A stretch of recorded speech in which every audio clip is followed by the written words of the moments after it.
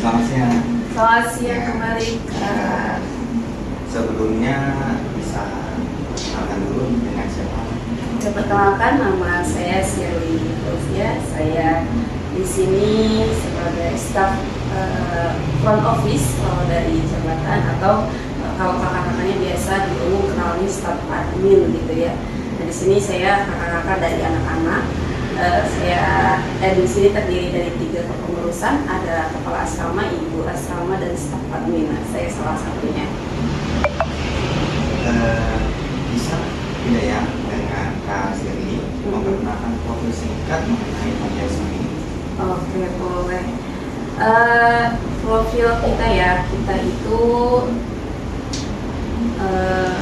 sekarang alhamdulillah sudah menjadi lembaga amil zakat nasional. Nah, ini PI ini mungkin saya perkenalkan sedikit ya Kak. Untuk PI ini Panti Yatim Indonesia, seperti itu. Nah, untuk sejarah lembaga PI-nya itu kita dimulai dari 1998.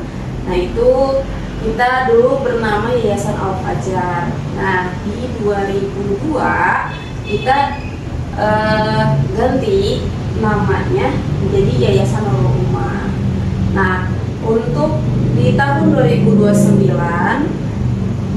sebelumnya logo kita ini nggak seperti ini Kak. Jadi kita ini branding, ini udah ke logo berapa kali. Nah, di tahun 2009 itu logonya berwarna biru, namanya Panti Yatim Indonesia aja. Jadi nggak ada yatim dan zakatnya. Nah, di 2019 kita resmi menjadi lembaga amil zakat nasional, seperti itu. Oke, berarti untuk panti asuhan ini kapan ya, dan sejarahnya tuh gimana, bisa terbentuknya? Untuk sejarah seperti yang Sama ya? Sama. Lembaganya. Iya. Nah, kalau untuk profil sebetulnya kita yayasan sama seperti pada umumnya, cuma kita fokus untuk memandirikan anak-anak yatim di sini. Kita membantu anak-anak yang latar belakangnya, finansialnya belum bisa sekolah, misal ekonominya terbatas, nah kita bisa bantu di sini. Nah, itu sih.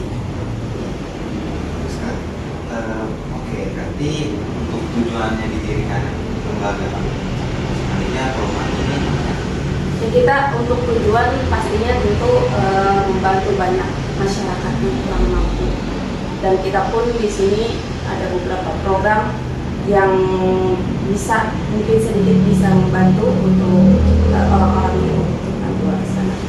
Oke. Saat ini ada berapa sih jumlah anak yang biasa dibantu di sana? Jumlah anak yang di sini sendiri itu sekarang ada 11 anak yang di cabang Jalan Perjuangan. Kebetulan kita sendiri yayasannya sudah terdiri dari 35 cabang di seluruh Indonesia, mulai dari Jawa Barat, DKI Jakarta, Jabodetabek, sama di luar juga ada di Yogyakarta, Surabaya, itu paling. Kalau boleh tahu kan, dari mana sih saja sumber dana atau bantuan yang digunakan untuk menjalani panti asuhan? Untuk sumber dana kita mengandalkan donatur ya. Jadi untuk income ya pastinya dari zakat, infak, sedekah, dan wakaf. Nah, untuk transaksi juga rekening itu kita sesuaikan dengan akadnya supaya nanti ketika pemakaian atau manajemen keuangannya itu terarah dan teratur. Apa aja sih Kak, tantangan yang sering dihadapi saat mengelola panti asuhan ini? Nah, ini untuk tantangan banyak yang mulai dari anak asuh dulu ya. Kalau anak asuh kan latar belakang mereka berbeda-beda, karakter juga berbeda-beda. Nah, itu yang challenging buat kita, gimana caranya supaya kita mengatur, supaya kita bisa mendidik anak-anak itu sesuai dengan apa yang kita maksud. Apa aja sih Kak harapan dari sebagai kasih ini untuk perkembangan panti asuhan ini ke depan? Ya tentunya kalau di lembaga seperti ini ya harapannya semakin banyak ya donatur yang bisa berpartisipasi, bisa membantu lebih banyak jangkauan orang-orang yang perlu dibantu.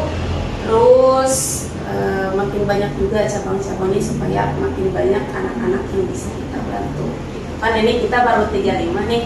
Nah, harapannya semakin banyak karena kan di luar sana pasti ada yang kekurangan ekonominya sehingga anak-anak kita terbatas untuk tidak bisa sekolah. Jadi ya dengan adanya yayasan mungkin kita bisa bantu buat sekolah gitu.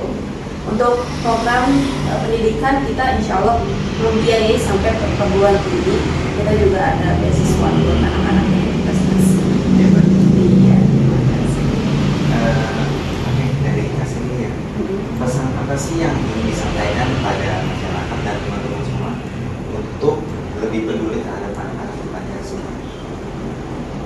Ya kalau harapan banyak ya, tentunya harus saya ingin keluarga sekitar atau yang lainnya bisa lihat ke bawah seperti apa di bawah gitu, karena ada mungkin yang melihat rendah yang di bawah seperti apa, tapi jangan sampai seperti itu, dan harapannya bisa lebih empati, bisa lebih memperhatikan bagaimana kondisi-kondisi orang yang di bawah yang perlu dibantu seperti itu.